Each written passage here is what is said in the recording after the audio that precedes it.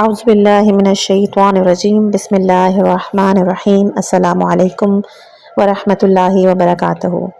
آج انشاءاللہ کہ ہم پیش کر رہے ہیں نفس المحموم کی آڈیو بک کہ جو علامہ شیخ عباس امی کی تصنیف ہے۔ اس میں واقعہ کربلا کی مستند اور تفصیلی روایت آپ کو سننے کو ملے گی، تو آئیے اس کتاب کا آغاز کرتے ہیں۔ البتہ اس کے جتنے بھی پارٹس میں ریکارڈ کرتی جاؤں گی اس کے لیے آپ پلے لسٹ بنا دیں، نفس المحموم کے نام میں جا کر اس کو ملاحظہ کر سکتے ہیں۔ آج انشاءاللہ کہ اس کتاب کا حصہ نمبر 7 بیان کیا جائے گا، جس میں سب سے پہلے ہم بیان کریں گے عمرو بن حمق رضی اللہ تعالیٰ عنہ کی شہادت۔ مؤلف کہتے ہیں کہ اہل سیر و تواریخ سے منقول ہے کہ ہماری احادیث میں رسول اللہ صلی اللہ علیہ وآلہ وسلم نے ایک سریہ بھیجا، یعنی لشکر بھیجا کہ جس کے ہمراہ آپ خود نہیں تھے، اور فرمایا کہ فلاں رات تم راستہ بھول جاؤ گے، بائیں طرف جانا، ایک شخص کے پاس سے گزرو گے جس کے پاس چند بھیڑ بکریاں ہوں گی، اس سے راستہ پوچھنا، وہ تمہیں راستہ نہیں بتائے گا جب تک تم ان کے ہاں کھانا نہ کھا لو، بس وہ تمہارے لیے ایک مینڈھا ذبح کرے گا، تمہیں کھلائے گا، پھر اٹھ کر تمہیں راستہ بتائے گا، تم ان کو میرا سلام کہنا اور اس کو آگاہ کرنا کہ میں نے مدینے میں ظہور کیا۔ وہ لوگ گئے، راستہ بھول گئے، لیکن وہ اس مٹ سے پیغمبر کا سلام کہنا بھول گئے۔ وہ شخص عمرو بن حمق تھا۔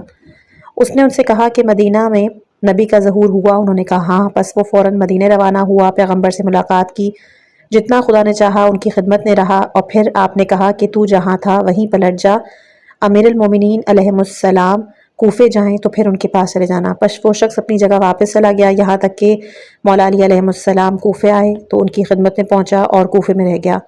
امیر المومنین نے جب اس سے پوچھا کہ یہاں تیرا گھر ہے تو اس نے کہا جی ہاں۔ فرمایا اس کو بیچ دو اور محلہ اجد میں مکان حاصل کر، کیونکہ میں کل یہاں سے چلا جاؤں گا، اور جب تمہیں گرفتار کرنا یہ لوگ چاہیں گے تو ازد قبیلہ مانے ہو جائے گا، یہاں تک کہ تو کوفے سے جب موصل جائے ایک شخص زمین گیر شخص کے پاس سے گزرے گا، اس کے پاس بیٹھے گا، اس سے پانی مانگے گا، وہ تجھے پانی دے گا، تجھ سے تیرے حالات پوچھے گا تو اس کو اسلام کی دعوت دینا، وہ مسلمان ہو جائے گا، پھر اپنا ہاتھ اس کے زانوؤں پہ مس کرنا، خدا اس کی تکلیف کو دور کرے گا، وہ اٹھ کھڑا ہوگا، تیرے ساتھ چلے گا، پھر ایک نابینا کے قریب سے تیرا گزر ہوگا کہ جو راستے پر بیٹھا ہوگا، اس سے بھی تم نے پانی مانگنا ہے، وہ تمہیں پانی دے گا، پھر وہ تمہارے کام کے بارے میں پوچھے گا، تم اس کو اسلام کی دعوت دینا، وہ اسلام لے آئے گا، پھر اس کی آنکھوں پر ہاتھ پھیرنا، خدائے عزوجل اسے بینا کر دے گا، وہ بھی تیرے ساتھ ہو لے گا، اور یہ دونوں افراد تیرے بدن کو زیر خاک دفن کریں گے، اس کے بعد کچھ سوار تیرے پیچھے آئیں گے، جب تو اس سے اس قسم کی جگہ پر قلعے کے نزدیک پہنچے گا تو سوار تیرے قریب آن پہنچیں گے، تو گھوڑے سے اتر کر غار کے اندر چلے جانا، جن و انس تمہیں شہید کرنے میں شریک ہوں گے۔ جو کچھ امیر المومنین علیہ السلام نے کہا تھا وہی حالات آئے، انہوں نے وہی کیا جو کچھ مولا نے کہا۔ جب عمرو اس قلعے تک پہنچا تو ان دونوں مردوں سے کہا کہ اوپر جا کر دیکھو، کوئی چیز تمہیں نظر آ رہی ہے؟ کوئی چند سوار ہماری طرف آ رہے ہیں؟ انہوں نے کہا ہاں۔ عمرو گھوڑے سے اترا اور غار کے اندر چلا گیا، ان کا گھوڑا بھاگ گیا۔ جب غار میں داخل ہوئے تو سیاہ سانپ نے انہیں ڈس لیا اور وہ سوار آن پہنچے، ان کے گھوڑے کو بھاگتے ہوئے دیکھا تو کہا کہ یہ اس کا گھوڑا ہے، وہ بھی یہیں نزدیک ہے۔ پس انہیں تلاش کیا، انہیں غار میں پایا، جس قدر ہاتھ ان کے بدن پر لگاتے ان کا گوشت بدن سے الگ ہو جاتا۔ پھر یہ لوگ ان کا سر لے کر معاویہ کے پاس گئے اور اس نے انہیں نیزے پر نصب کیا۔ مترجم کہتے ہیں کہ یہاں پر ضروری ہے کہ میں کمیل بن زیاد نخعی کا بھی ذکر کروں کہ جو امیر المومنین علیہ السلام کے دوستوں اور آپ کے شیعوں میں سے تھے۔ کمیل بن زیاد 18 سال کے تھے کہ جب پیغمبر نے رحلت فرمائی تھی، وہ ایک شریف انسان تھے، علماء اہل سنت نے بھی انہیں ثقہ اور امین شمار کیا ہے، اور وہ رؤسائے شیعہ میں سے تھے۔ جنگ صفین میں امیر المومنین علیہ السلام کے ہم رکاب تھے۔ عامر سے روایت ہے کہ میثم بن اسود ایک دن حجاج بن یوسف کے پاس گیا، حجاج نے اسے پوچھا کمیل کا کیا حال ہے؟ اس نے کہا کہ بوڑھا اور خانہ نشین ہو چکا ہے، بہت زیادہ بوڑھا کھوسٹ ہو چکا ہے۔ حجاج نے انہیں بلا کر پوچھا کہ تو نے عثمان کے ساتھ کیا کیا؟ انہوں نے کہا کہ عثمان نے مجھے تھپڑ مارا تھا، میں نے چاہا کہ قصاص اور بدلہ لوں تو وہ تسلیم ہو گیا اور میں نے اسے معاف کر دیا اور قصاص نہیں لیا۔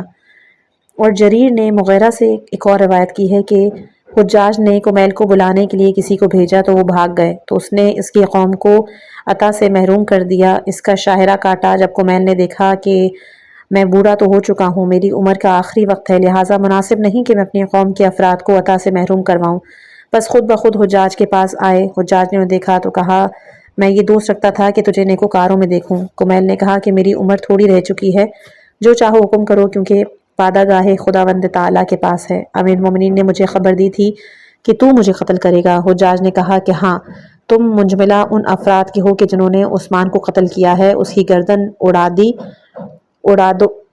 اس کو حکم دیا کہ اس کی گردن اڑا دی جائے اور اس کی گردن کو، جناب کمیل کی گردن کو اڑا دیا گیا۔ وقت آخر آپ کی عمر 90 سال بتائی جاتی ہے۔ اب ہم تذکرہ کریں گے شہادت فرزندان حضرت مسلم کا۔ شیخ صدوق رحمۃ اللہ علیہ نے اعمالی میں روایت کی ہے کہ جب امام حسین علیہ السلام شہید ہو گئے تو آپ کی لشکر گاہ سے 2 چھوٹے سے بچے اسیر اور قید ہوئے۔ انہیں عبید اللہ کے پاس لے گئے۔ عبید اللہ نے زندان بان کو بلایا، کہا کہ ان 2 بچوں کو لے جا کر اپنے پاس رکھو، اچھا کھانا اور ٹھنڈا پانی انہیں نہ دینا، اور زندان پر ان پر سختی اور تنگی سے پیش آنا۔ وہ دونوں شہزادے دن کو روزہ رکھتے اور جب رات ہو جاتی تو وہ زندان پان جو کی 2 روٹیاں اور پانی کا ایک کوزہ ان کے لیے لے آتا۔ جب کافی وقت گزر گیا، اندازاً 1 سال، تو ایک نے اپنے بھائی سے کہا کہ زندان میں ہم نے بہت وقت گزارا ہے، قریب ہے کہ ہماری زندگیاں ختم ہو جائیں، ہمارے بدن کوہنا ہو جائیں۔ جب وہ بوڑھا آئے گا تو ہم اس کو بتائیں گے کہ ہم کون ہیں۔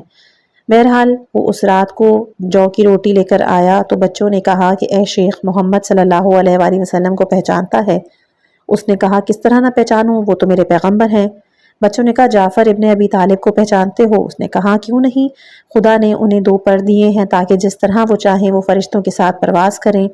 بچوں نے کہا علی ابن ابی طالب کو بھی پہچانتا ہے؟ کہا کیسے نہیں، علی تو میرے مولا ہے، پیغمبر کے چچا زاد بھائی ہیں۔ بچوں نے کہا اے شیخ، ہم تیرے پیغمبر محمد کی اطرت میں سے ہیں، ہم مسلم بن عقیل بن ابی طالب کی اولاد میں سے ہیں، تیرے ہاتھ میں اسیر اور قید ہیں، اگر تجھ سے ہم اچھا کھانا چاہیں تو وہ تو نہیں دیتا، ٹھنڈا پانی بھی نہیں دیتا، زندان میں ہم پر تو نے تنگی کی ہے۔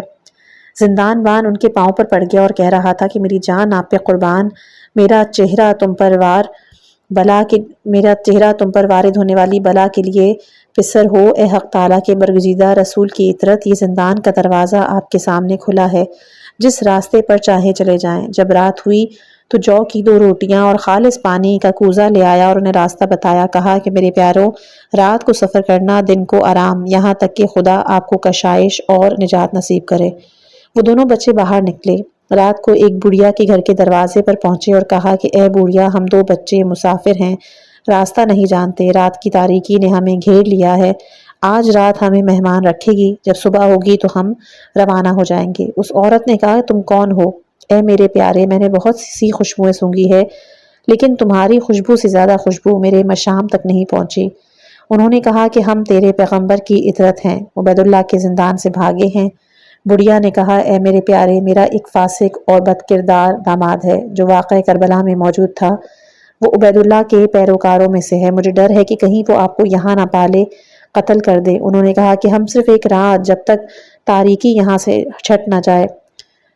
تو وہ کہنے لگی کہ میں آپ کے لیے کھانا لاتی ہوں۔ بچوں نے کھانا کھایا، پانی پیا اور بستر پہ سو گئے۔ چھوٹے بھائی نے بڑے سے کہا اے بھائی، امید ہے کہ ہم اس رات امن اور امان میں رہیں، میرے قریب آؤ تاکہ ہم ایک دوسرے کے گلے میں باہیں ڈال کر سو جائیں، میں آپ کی خوشبو سونگوں، آپ میری خوشبو، اس سے پہلے کہ موت ہمارے درمیان جدائی ڈال دے۔ اسی طرح ایک دوسرے کی گلے میں باہیں ڈال کر سو گئے۔ رات کا کچھ حصہ گزرا، اس بڑھیا کا داماد آیا، آہستہ سے دروازہ کھٹکھٹایا۔ بڑھیا نے کہا کون؟ اس نے کہا فلاں۔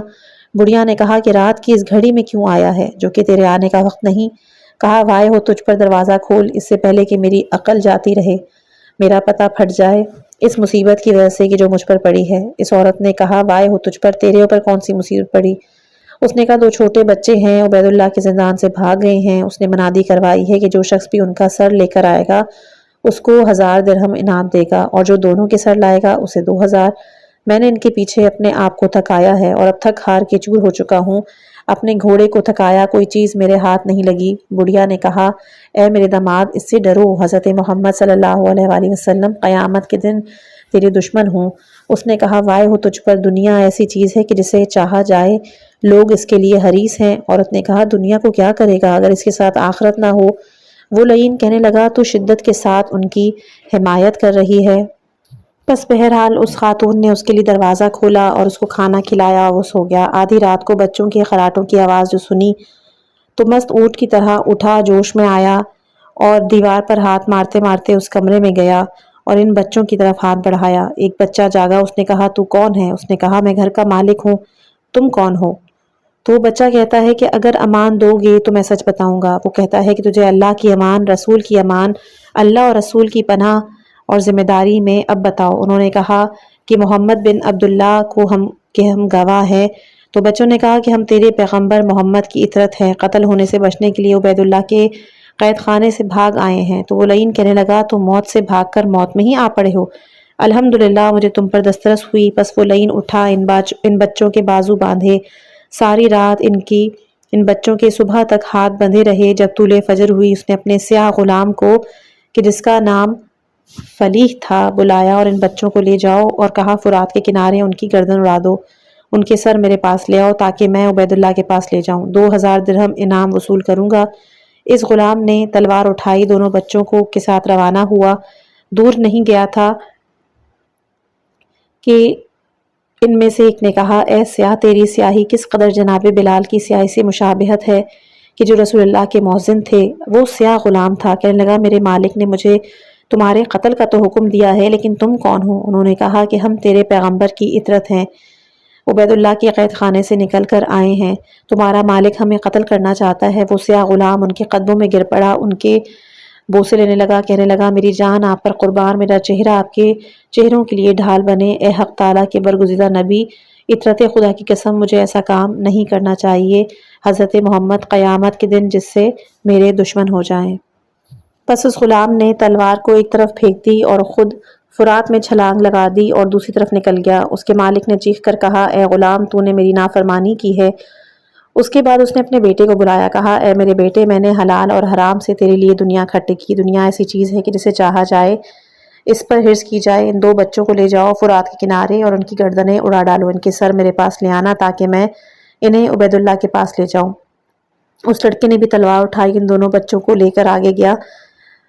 ایک نے کہا کہ کس قدر تیری اس جوانی پر جہنم کی آگ سے ڈرتا ہوں۔ اس جوان نے کہا کہ تم کون ہو؟ انہوں نے کہا کہ ہم تیرے نبی کی اطرت ہیں، تو تمہارا باپ ہمیں قتل کرنا چاہتا ہے۔ اس بچے نے بھی وہی کیا کہ جو اس غلام نے کیا تھا، اس نے ان بچوں کو بوسے دیے، تلوار ایک طرف پھینکی اور خود فرات میں چلا گیا، دوسری طرف فرات میں اس نے چھلانگ لگا دی اور دوسری طرف چلا گیا۔ اس کے باپ نے پکار کر کہا اے بیٹا تو نے میری نافرمانی کی؟ تو اس نے کہا کہ اگر میں خدا کی اطاعت کروں اور تیری نافرمانی تو اس سے بہتر ہے کہ خدا کی نافرمانی کروں۔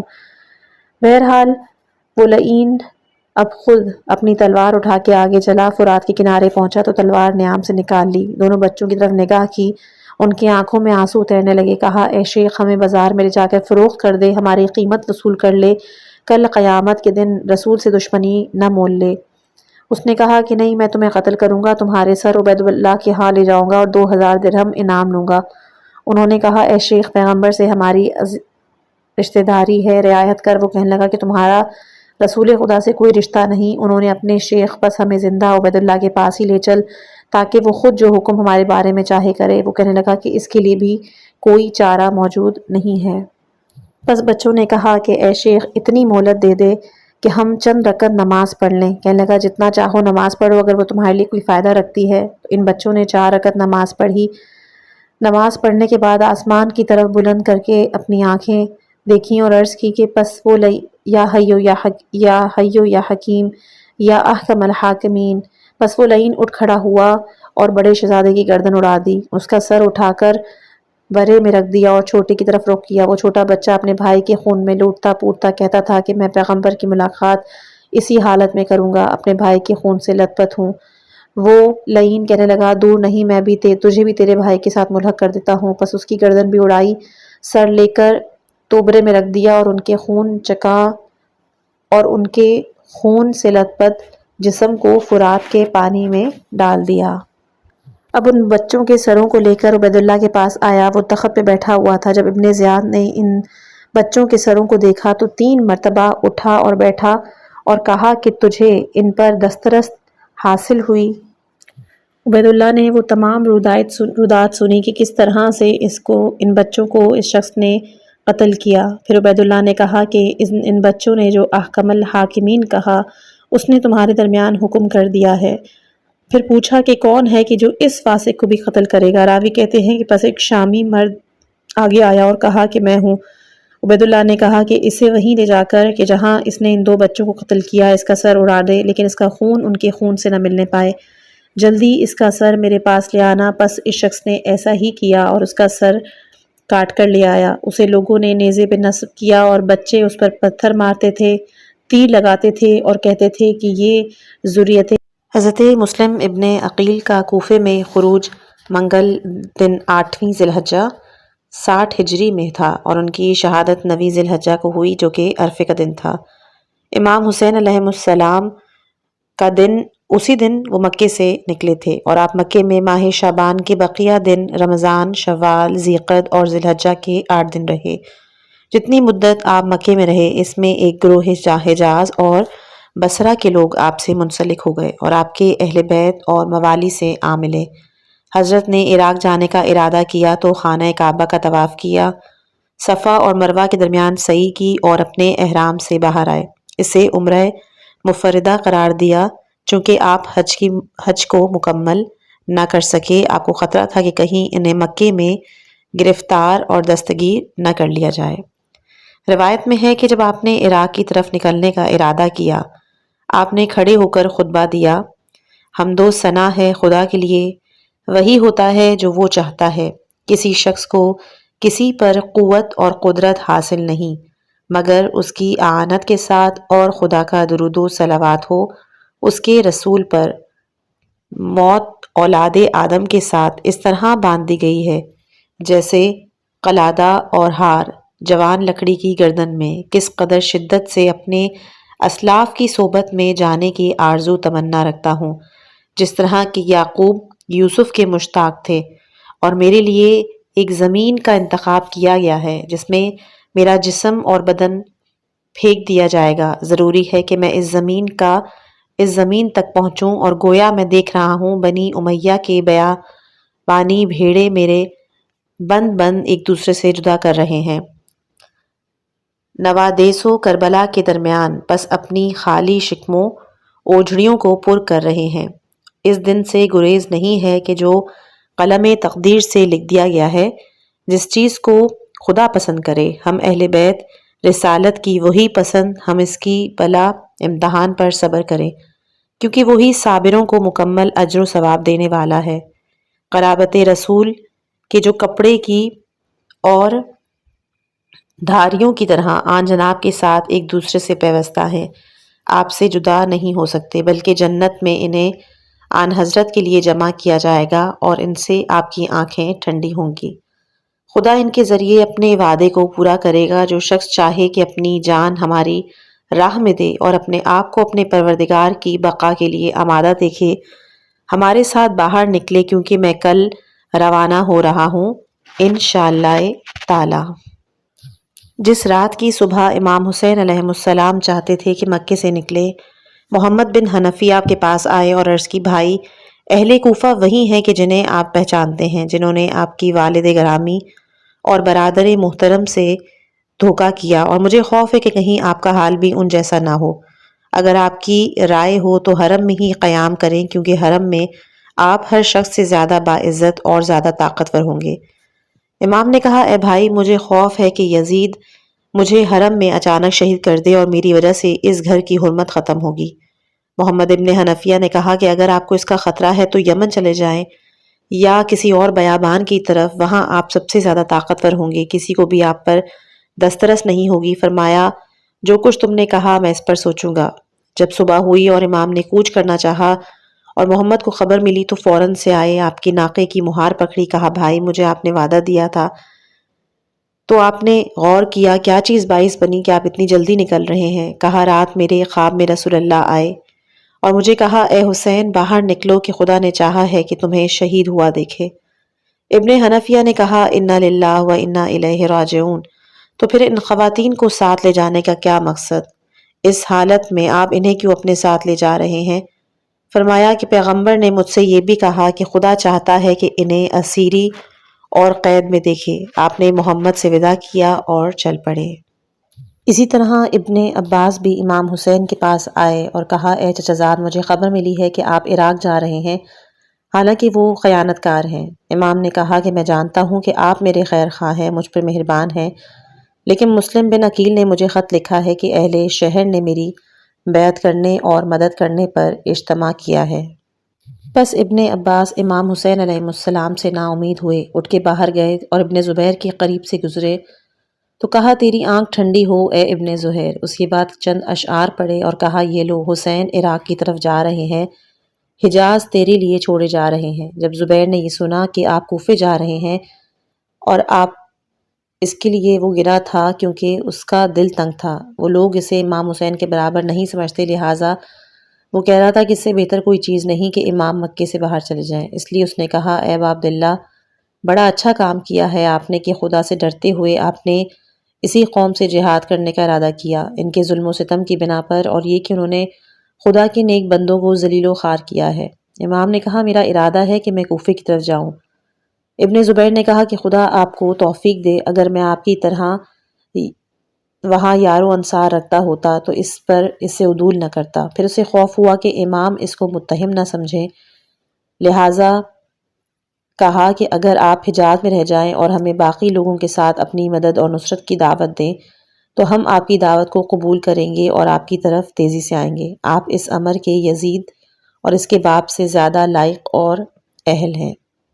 اسی طرح ابو بکر بن حارث نے بھی امام حسین علیہ السلام کو کوفے جانے کی طرف روکا اور امام حسین علیہ السلام نے پہلے اس کا شکریہ ادا کیا اور کہا کہ ہوگا وہی کہ جو خدا چاہے گا۔ جیسا کہ آپ کو پتہ چلا کہ ہر کوئی امام حسین کو کوفے جانے سے منع کر رہا تھا، وہ کہتے تھے کہ اگر آپ وہاں گئے تو آپ شہید کر دیے جائیں گے، اہل کوفہ بیعت کے عہد و پیمان کی کبھی وفا نہیں کرتا، بنی امیہ کا مال و دولت انہیں بیعت پر قائم نہیں رہنے دے گا۔ آن حضرت بھی یہ بات جانتے تھے اور جو کچھ ابن عباس، ابن زبیر، محمد بن حنفیہ، فرزدق اور دوسروں کو معلوم تھا وہ ان سے پوشیدہ نہیں تھا۔ آپ بنی امیہ کو اچھی طرح پہچانتے تھے اور آپ کی پیشن گوئی ابن زبیر کے بارے میں بھی صحیح ہوئی۔ ابن عباس کا گمان باوجود فطانت اور ذہانت کے اور ابن زبیر کا خیال باوجود اس کی سوچ بوجھ کے غلط تھا کہ جو کہتے تھے کہ مکہ خدا کا حرم ہے، امن کی جگہ ہے، لیکن بنی امیہ نے کعبے کی حرمت کا خیال نہ کیا اور ابن زبیر کو مسجد الحرام میں ہی قتل کیا اور کعبے کو منجنیق کے ساتھ ویران بھی کیا گیا۔ امام حسین کو اب تک جناب مسلم کی شہادت کی خبر نہیں ملی تھی۔ طبری بیان کرتے ہیں کہ یحییٰ اور عبداللہ ابن جعفر آن جناب تک پہنچے اور ان کو ایک خط پیش کیا اور آپ نے اسے پڑھا۔ جب یہ لوگ واپس لوٹے تو بتایا کہ ہم نے یہ خط آپ کے سامنے رکھا تھا، اصرار کیا کہ شاید آپ واپس آ جائیں، لیکن انہوں نے عذر پیش کیا اور کہا کہ میں نے خواب میں رسول خدا کو دیکھا ہے، آپ نے مجھے ایک کام کا حکم دیا ہے اور میں اس کو ضرور کروں گا چاہے مجھے نقصان ہو یا فائدہ۔ ہم نے عرض کی کہ وہ خواب کیا ہے؟ انہوں نے کہا کہ نہ میں نے وہ کسی سے بیان کیا ہے اور نہ کروں گا یہاں تک کہ لقائے پروردگار پر فائز ہو جاؤں گا۔ جب عبداللہ بن جعفر آپ سے نا امید ہو گئے تو آپ نے اپنے دونوں بیٹوں اون اور محمد سے کہا کہ وہ جناب کے ساتھ رہیں اور ان کا ساتھ دیں۔ ان کی میت جب امام حسین علیہ السلام مقام ہاجر پر پہنچے، بطن الرمہ میں سے آپ نے قیس بن سحر سیادی کو کوفے کی طرف روانہ کیا اور بعض کہتے ہیں کہ اپنے رضائی بھائی عبداللہ بن یقتر کو بھیجا۔ ابھی تک جناب مسلم کی شہادت کی خبر آپ کو نہیں ملی۔ آپ نے ان کو خط بھیجا بسم اللہ الرحمن الرحیم، حسین ابن علی کی جانب سے اس کے مومنین اور مسلمین بھائیوں کی طرف سلام علیکم۔ میں تمہارے سامنے اس اللہ کی حمد و ثنا کرتا ہوں کہ جس کے علاوہ کوئی معبود نہیں۔ اما بعد مسلم بن عقیل کا خط مجھے ملا ہے اور اس نے مجھے خبر دی ہے تمہاری رائے کی اچھائی اور تمہارے اشراف اور اہل مشورے کی اجتماع ہماری مدد کرنے اور ہمارے حق کو طلب کرنے پر مجتمع ہو گئی ہے۔ میں اللہ عز و جل سے سوال کرتا ہوں کہ ہم سے نیکی اور احسان کرے اور تمہیں اجر عظیم دے۔ ہمیں منگل کے دن ذی الحجہ کی 8 تاریخ ترویہ کے دن مکے سے نکلا ہوں۔ جب میرا بھیجا ہوا قاصد تمہارے پاس آئے تو اپنے کام میں جلدی کرو، جد و جہد کرو کیونکہ میں انشاءاللہ انہی دنوں میں پہنچ جاؤں گا۔ والسلام علیکم ورحمۃ اللہ وبرکاتہ۔ قیس آپ کا خط لے کر کوفے کی طرف پہنچے۔ جب قادسیہ میں پہنچے تو حسین بن نمیر نے انہیں گرفتار کر کے عبداللہ کے پاس بھیجا عبید اللہ کے پاس بھیجا۔ عبید اللہ نے کہا کہ ممبر پہ جاؤ اور کذاب بن کذاب کو برا بھلا کہو۔ ایک اور روایت ہے کہ جب آپ کوفے کے قریب پہنچے تو حسین بن نمیر عبید اللہ کے مامور نے ان کو راستہ روکا، ان کی تلاشی لی۔ قیس نے وہ خط نکالا، پھاڑا اور حسین نے انہیں عبید اللہ کے پاس بھیجا۔ وہ ان کے سامنے کھڑے ہوئے کہا تم کون ہو؟ تو انہوں نے جواب دیا کہ میں امیر المومنین علی ابن ابی طالب اور ان کے فرزند کے شیعوں میں سے ایک مرد ہوں۔ تو اس شخص نے کہا کہ تو نے خط کو کیوں پھاڑا؟ اس نے کہا کہ تاکہ تو اس کے اندر جو لکھا ہوا ہے وہ جان نہ سکے۔ اس نے کہا کہ اس میں جن جن کے نام یہ خط تھا، کہا مجھے ان ناموں کا نہیں معلوم، یہ سننا تھا کہ ابن زیاد آگ بگولا ہوا۔ کہا خدا کی قسم تو مجھ سے الگ نہیں ہو سکے گا جب تک یا تو مجھے ان کے نام بتاؤ یا ممبر پہ جا کے حسین اور اس کے باپ بھائی پر لعن کرو۔ قیس نے کہا کہ پس وہ قوم نام تو میں تمہیں نہیں بتاؤں گا، البتہ لعنت کروں گا۔ پس ممبر پہ گئے، خدا کی حمد و ثنا کی، پیغمبر پر درود بھیجا، علی و حسن و حسین کی بہت زیادہ مدح اور تعریف کی۔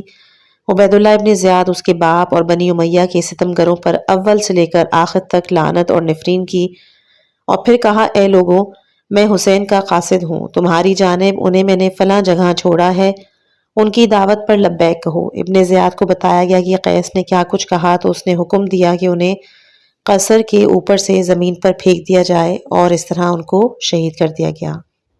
امام حسین کا قافلہ چلتا جا رہا تھا، انہیں کچھ اطلاع نہیں تھی کہ عراق میں کیا ہو چکا ہے، یہاں تک کہ آپ نے بادیہ نشینوں کو دیکھا اور ان سے خبر پوچھی تو وہ کہنے لگے کہ ہم کچھ نہیں جانتے مگر یہ کہ نہ ہم اندر جا سکتے ہیں اور نہ باہر آ سکتے ہیں، بس آن جناب اسی طرف آئے۔ روایات میں بیان کیا گیا ہے کہ زہیر بن قین اپنے قافلے کے ساتھ جب مکے سے نکلے، راستے میں حسین بن علی علیہ السلام کے قافلے کو بھی انہوں نے دیکھا۔ ہمارے لیے کوئی چیز اس سے زیادہ ناخوش نہیں تھی کہ ہم کسی منزل میں ان کے ساتھ اتریں۔ جب حسین چل پڑتے تو زہیر اس جگہ رک جاتے، اور جب حسین کسی جگہ اترتے تو زہیر ان سے پہلے روانہ ہو جاتے، یہاں تک کہ ایک دن ہم ایک ایسی منزل میں اترے کہ جہاں کوئی چارہ نہیں تھا سوائے اس کے کہ اکٹھے ایک جگہ پر قیام کریں۔ پس حسین ایک طرف اترے اور ہم دوسری طرف۔ ہم کھانا کھا رہے تھے کہ اتنے میں حسین کا قاصد آیا، سلام کیا اور پھر خیمے کے اندر داخل ہوا اور کہا اے زہیر، حسین نے مجھے آپ کی طرف بھیجا ہے تاکہ میں آپ کو ان کے پاس لے جاؤں۔ ہم ہر ایک نے جو کچھ اس کے ہاتھ میں تھا گرا دیا، گویا کہ پرندے ہمارے سروں پر بیٹھے ہوئے ہوں۔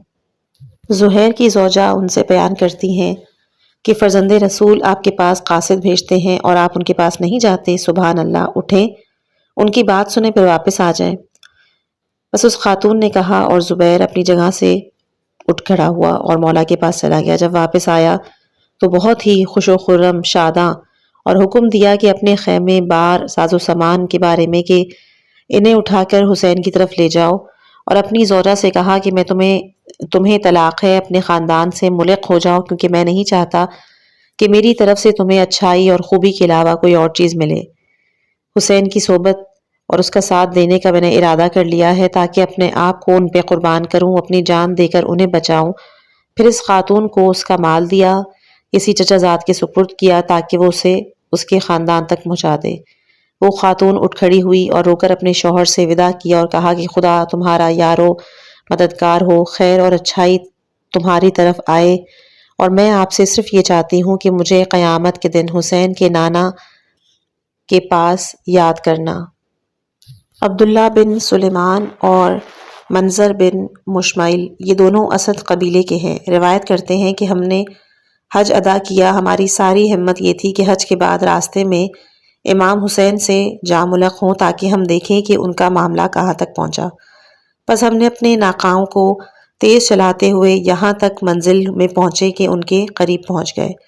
اچانک اہل کوفہ میں سے ایک شخص ظاہر ہوا، جب اس نے امام کو دیکھا اس نے اپنا راستہ ٹیڑھا کر لیا۔ حضرت بھی تھوڑی دیر رک گئے کہ گویا وہ اس سے ملاقات کرنا چاہتے ہوں، پھر آپ اسے چھوڑ کر آگے چل پڑے۔ ہم بھی آگے کی طرف چلنے لگے، پھر ہم نے ایک سے دوسرے سے کہا کہ اس مرد کے پاس جائیں اور اس سے کوفے کے حالات پوچھیں کیونکہ وہ ان سے آگاہ ہے۔ ہم اس شخص کے پاس گئے، سلام اور علیک ہوئی۔ میں نے پوچھا تو کس قبیلے سے؟ کہا میں اسدی ہوں۔ ہم نے کہا ہم بھی اسدی ہیں۔ اس سے نام پوچھا، ہم نے بھی اپنا نام و نسب بتایا اور کوفے کے حالات پوچھے۔ اس نے کہا کہ میں کوفے کی خبر رکھتا ہوں، میں کوفے سے نہیں نکلا تھا مگر یہ کہ مسلم بن عقیل ہانی ابن عروہ کو قتل کر دیا گیا۔ بس ہم امام حسین کی طرف بڑھے اور ان تک پہنچ گئے اور اکٹھے ہم جا رہے تھے، یہاں تک کہ رات کے وقت آپ منزل تلبیہ میں اترے۔ ہم آپ کے قریب آئے، سلام کیا۔ ہم نے عرض کی، یا رحمکم اللہ، خدا آپ کے اوپر رحمت کرے، ہمارے پاس ایک خبر ہے۔ آپ چاہیں تو ہم اس کو آشکارا بیان کریں، چاہیں تو علیحدگی میں۔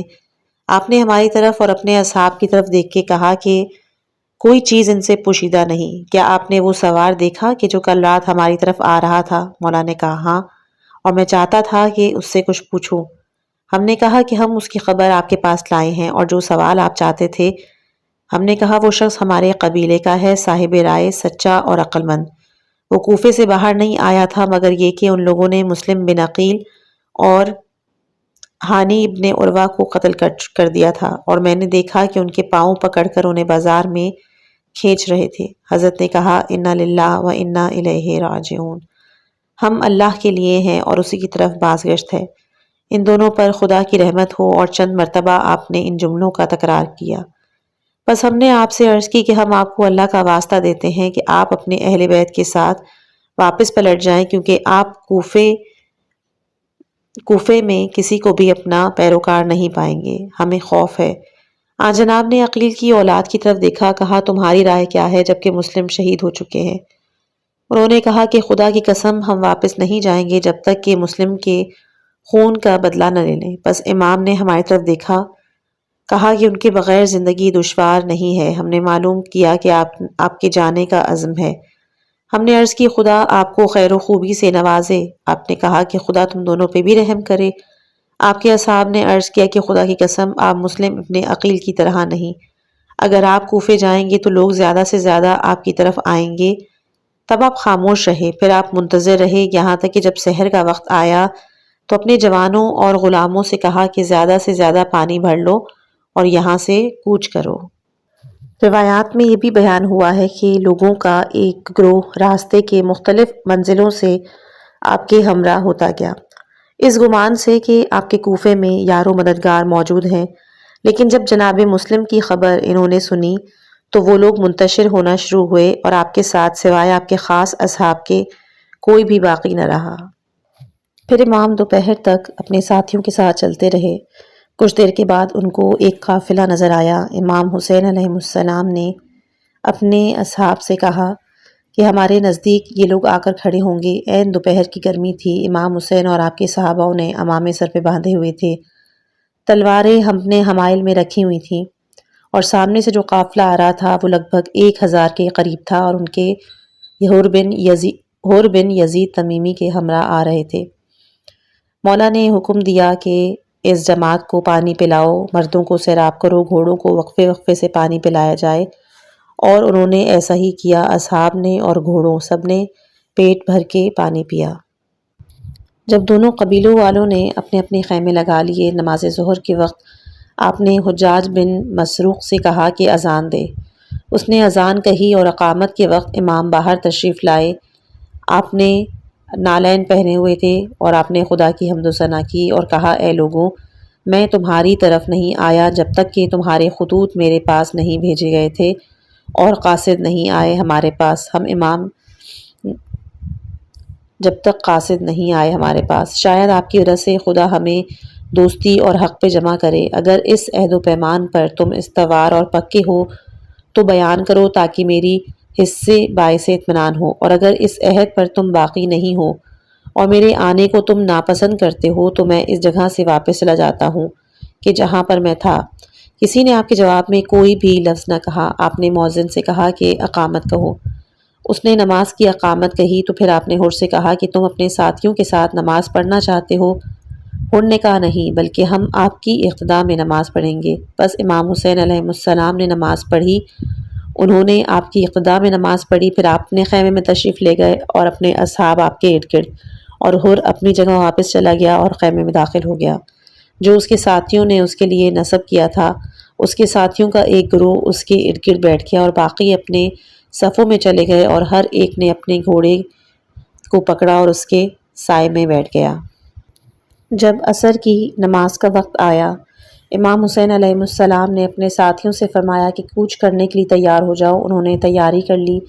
پھر اپنے مؤذن کو اذان کا حکم دیا۔ اس نے عصر کے لیے اذان اور اقامت کہی۔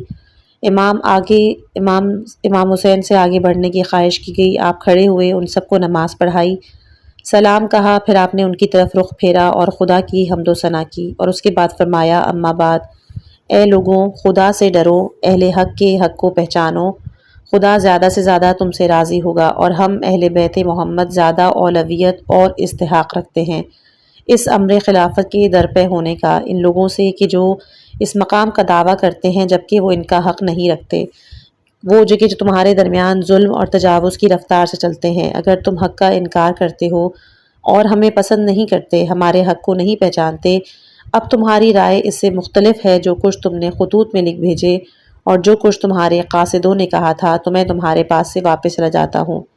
حر نے کہا، خدا کی قسم کہ میں ان خطوط اور قاصدوں کو کہ جن کے بارے میں آپ فرماتے ہیں نہیں جانتا۔ امام حسین علیہ السلام نے اپنے ہمراہیوں میں سے ایک شخص سے فرمایا، اے عقبہ بن سمعان، اسے وہ خطوط لے آؤ۔ وہ خطوط سے بھری ہوئی ایک بوری لے آیا اور آپ کے سامنے ڈال دی۔ حر نے کہا کہ ہم ان لوگوں میں سے نہیں کہ جنہوں نے یہ خطوط لکھے ہیں، ہمیں تو حکم دیا گیا کہ جب ہم آپ کو دیکھیں تو آپ سے جدا نہ ہوں، یہاں تک کہ آپ کو کوفے میں عبید اللہ ابن زیاد کے پاس لے جائیں۔ امام نے کہا کہ تمہاری موت اس کی نسبت تمہارے زیادہ نزدیک ہے۔ پھر آپ نے اپنے ساتھیوں سے کہا کہ سوار ہو جاؤ۔ وہ سوار ہو گئے۔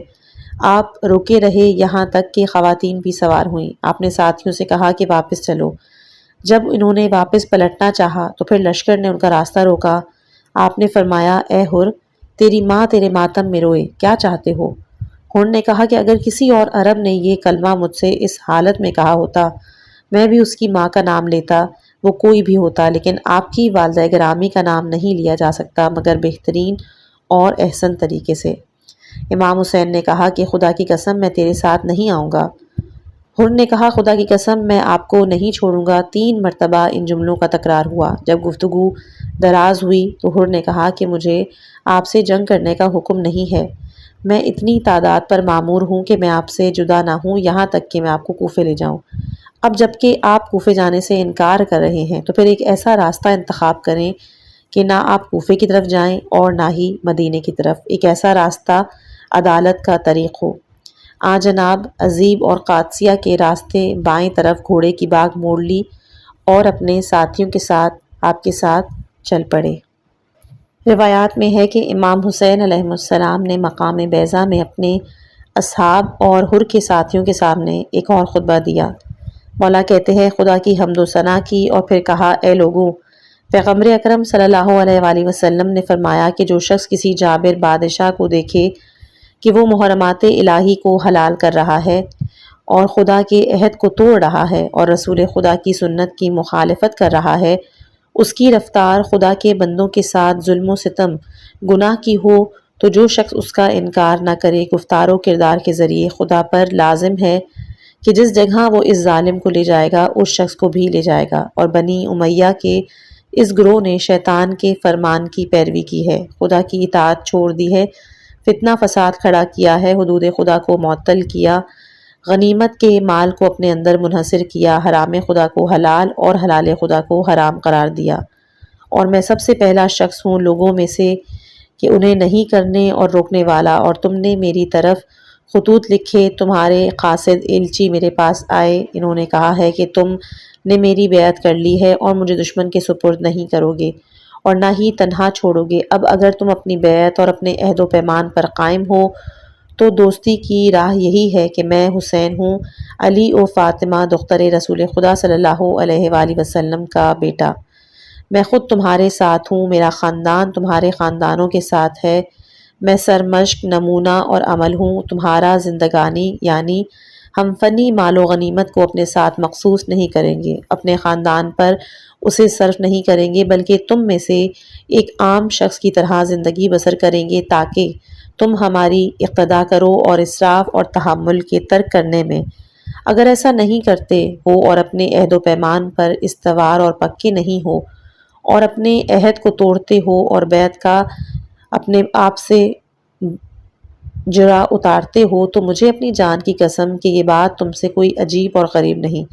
تم نے میرے باپ، بھائی، چچا زاد مسلم کے ساتھ ایسا ہی کیا۔ جو شخص تمہارے دھوکے میں آئے فریب خوردہ اور ناتجربہ کار ہے۔ تم اپنے بخت سے روگردان ہوئے، اپنا حصہ اپنے ہاتھ سے دھو بیٹھے۔ جو شخص عہد و پیمان کو توڑے تو پیمان شکنی کا نقصان خود اسی کے لیے ہے۔ اور ایک اور جگہ پر روایت ہے کہ امام حسین علیہ السلام ذی حسم پہاڑ والی جگہ پہ کھڑے ہوئے، خدا کی حمد و ثنا کی اور فرمایا۔ اس خطبے کی انتہا فصاحت اور بلاغت مانے ہوئی کہ میں عین عربی کو یہاں ذکر نہ کروں اور ترجمے پہ قناعت کروں۔ تو ترجمہ ہے کہ ایسا کام درپیش ہے کہ جسے تم دیکھ رہے ہو اور دنیا دگرگوں ہو گئی ہے، اس کی نیکی اور اچھائی پشت پھیر چکی ہے، جلدی سے گزر گئی ہے، اس میں سے نہیں باقی رہا مگر تلچوٹ باقی، مثل اس پانی کے کہ جو کسی برتن کی تہ میں رہ جاتا ہے۔ پس تو ناچیز زندگی مثل ناگوار چراگاہ کے کیا دیکھ نہیں رہے ہو کہ حق پر عمل نہیں ہو رہا، باطل سے اجتناب نہیں کیا جاتا۔ مومن کو چاہیے کہ وہ حق کہ جو اپنے پروردگار کی لقاء کی طرف راغب ہو اور اس میں موت کو سعادت شہادت کے علاوہ کچھ نہیں سمجھتا، ظالموں کے ساتھ زندگی بسر کرنے کو سوائے دل تنگ ہونے اور قابل تعریف نہ ہونے کے کچھ نہیں سمجھتا۔ راوی کہتا ہے کہ زہیر بن قین کھڑے ہوئے اپنے ساتھیوں سے کہا کہ آپ لوگ بات کریں گے یا میں بات کروں؟ انہوں نے کہا کہ آپ ہی بات کریں۔ پس انہوں نے خدا کی حمد و ثنا کی اور عرض کی، اے فرزند رسول خدا، خدا آپ کی خیر و بھلائی کی طرف رہنمائی فرمائے۔ آپ کی گفتگو میں نے سنی ہے، خدا کی قسم اگر دنیا جاویدانی اور ہمیشہ رہنے والی چیز ہوتی اور ہم بھی ہمیشہ جاویدانی اس میں رہتے تو صرف آپ کی مدد اور نصرت اور آپ سے مواسات کے لیے ہمیں اس جہان سے مفارقت کرنا پڑتی، پھر بھی ہم آپ کے ساتھ دنیا سے باہر نکلنے کو آپ کے بغیر دنیا میں رہنے پر ترجیح دیتے۔ بس امام حسین نے ان کے لیے دعا کی اور انہیں اچھا جواب دیا۔ ایک روایت میں ہے کہ حلال بن نافع بجلی کی تیزی کے ساتھ اٹھ کھڑے ہوئے، کہا قسم ہے خدا کی کہ ہم لقائے پروردگار کو ناپسند نہیں کرتے، ہم اپنی سی نیتوں اور بصیرتوں کے ساتھ اس کو دوست رکھتے ہیں کہ جو آپ کو دوست رکھے، ہر اس شخص کے ہم دشمن ہیں کہ جو آپ کو دشمن رکھے۔ پھر بریر بن خزیر اٹھ کھڑے ہوئے، کہا خدا کی قسم اے فرزند رسول خدا، ہم پر آپ نے احسان کیا، آپ کے وجود کا ہم آپ کے سامنے جہاد کارزار کریں گے، وہ ہمارے اعضاء کو ٹکڑے ٹکڑے بھی کر دیں، ہم پھر بھی آپ کے نانا جان قیامت کے دن ہمارے شفیع ہوں۔ اور ہر مسلسل حسین کے ساتھ تب تک چل رہا تھا، آپ سے کہتا تھا کہ خدا کے لیے اپنی جان کی حفاظت کریں کیونکہ مجھے یقین ہے کہ اگر آپ جنگ کریں گے تو قتل ہوں گے۔ حسین نے اس سے کہا کہ مجھے تم موت سے ڈراتے ہو، اگر تم لوگوں نے مجھے قتل کر دیا تو تم پر موت نہیں آئے گی کیا؟ وہ تمہیں چھوڑ دے گی؟ اور میں وہی بات کہتا ہوں کہ جو قبیلہ اوس کے ایک شخص نے اپنے چچا زاد سے کہی تھی کہ جب چاہتا تھا کہ پیغمبر اسلام کی مدد کرے، اس کا چچا زاد اسے ڈراتا تھا اور کہتا تھا کہ کہاں جاتے ہو، مارے جاؤ گے، تو اس نے جواب میں کہا کہ ان قریب میں جاؤں گا اور جواں مردی کے لیے موت کوئی ننگو آر نہیں، اگر اس کی نیت حق ہو خلوص کے ساتھ کوشش کرے، نیکوکار اور صالح جان کے ساتھ مواسات کرے اور ہلاک و تباہ کار سے جدا رہے، مجرم کا مخالف رہے، پس اگر میں زندہ رہا تو مجھے کوئی ندامت اور پشیمانی نہیں ہے، اور اگر میں مر گیا تو مجھے ملامت نہیں کریں گی، یہ ذلت تمہارے لیے کافی ہے کہ زندہ رہو اور ذلیل و خوار رہو اور ناکامی کا سامنا کرو۔ جب جناب حر نے آپ کی یہ گفتگو سنی تو آپ سے کافی دور ہو گیا اور اپنے ساتھیوں کے ساتھ ایک طرف سے چلنے لگا اور امام حسین علیہ السلام دوسری طرف سے چلنے لگے، یہاں تک کہ وہ لوگ نعمان بن منظر کے گھوڑوں کی چراگاہ تک پہنچے۔ اچانک 4 سوار نمودار ہوئے، وہ نافع بن حلال، مجمع بن عبداللہ، عمر بن خالد اور ترماح تھے۔ جب یہ حضرات امام حسین علیہ السلام تک پہنچے تو حر نے ان کی طرف رخ کیا اور کہا کہ یہ چند اشخاص کوفے کے رہنے والے ہیں، میں انہیں اپنے پاس روکتا ہوں یا کوفے کی طرف واپس بھیجتا ہوں؟ تو امام حسین نے کہا کہ میں ایسا نہیں کرنے دوں گا کہ جو مصیبت سے میں ان کی حفاظت کروں گا، کیونکہ یہ میرے یارو انصار ہیں، اگر عہد و کہ یہ میرے یارو انصار ہیں، ان افراد کے منزلہ ہیں کہ جو میرے ساتھ مدینے سے آئے ہیں۔ اگر اس عہد و پیمان پر کہ جو تو نے مجھ سے باندھا ہے ثابت ہے تو ان سے دستبردار ہو جا، ورنہ میں تجھ سے جنگ کروں گا۔ تو یہاں پر حر جو تھے وہ دستبردار ہو گئے۔ امام حسین علیہ السلام نے ان لوگوں سے کوفے کے حالات پوچھے اور جو قاصد بھیجا تھا اس کا ذکر کیا، تو انہوں نے بتایا کہ کس طرح سے اس شخص کو شہادت ملی۔ بس یہ سننا تھا کہ امام حسین علیہ السلام کے آنکھوں سے آنسو نکلے کہ جن کو آپ روک نہ سکے۔ پھر آپ نے ایک قرآن کی آیت کی تلاوت کی اور کہا، خدایا ہمارے اور ان کے لیے جنت اترنے کی جگہ قرار دے اور ہمیں اور انہیں اپنی رحمت کی جائے میں قرار دے اور اپنی ذخیرہ شدہ ثواب کی جگہ میں ہمیں جمع کر دے۔ پھر اس جگہ سے جناب آگے چل پڑے یہاں تک کہ قصر بنی مقاتل تک پہنچے، وہاں قیام کیا۔ وہاں پر ایک خیمہ پہلے سے نصب شدہ تھا۔ پوچھا یہ کس کا خیمہ ہے؟ لوگوں نے بتایا عبید اللہ ابن حر جوفی کا ہے۔ فرمایا اس کو میرے پاس بلاؤ۔ جب امام کا قاصد اس کے پاس گیا تو اس نے کہا، انا للہ و انا الیہ راجعون، میں کوفے سے باہر نہیں نکلا مگر اس خوف سے کہ حسین کوفے میں آئیں۔ یہ پیغام لے کر وہ قاصد مولا کے پاس گیا۔ مولا خود اٹھے اور اس کے پاس تشریف لائے، سلام کر کے بیٹھے اور اپنی نصرت اور مدد کی دعوت دی۔ عبید اللہ نے اپنی وہی بات دہرائی اور اس نے عذر خواہی کی۔ امام حسین نے کہا کہ اب جب کہ ہماری مدد نہیں کی تو خدا سے ڈرو، ہم سے جنگ اور مقاتل نہ کرنا، کیونکہ جس شخص نے ہماری فریاد اور استغاثہ سنی اور ہماری مدد نہ کی وہ ضرور ہلاک ہوگا۔ عبید اللہ نے کہا کہ انشاءاللہ اس قسم کا معاملہ کبھی نہیں ہوگا، اور پھر امام حسین اس کے ہاں سے اٹھ کھڑے ہوئے اور اپنے اللہ تعالی ہمیں کربلا کے اس عظیم واقعات سے سبق لینے کی توفیق عطا فرمائے۔ امام حسین علیہ السلام اور ان کے جانثار اصحاب کے صدقے میں ہماری دنیا اور آخرت کو سنوار دے، ہمیں اہل بیت کی سچی محبت نصیب فرما، آمین یا رب العالمین۔ اگر آپ کو میری یہ کاوش پسند آئی ہو تو اس چینل کو سبسکرائب، لائک اور شیئر ضرور کیجیے گا۔ والسلام علیکم ورحمۃ اللہ وبرکاتہ۔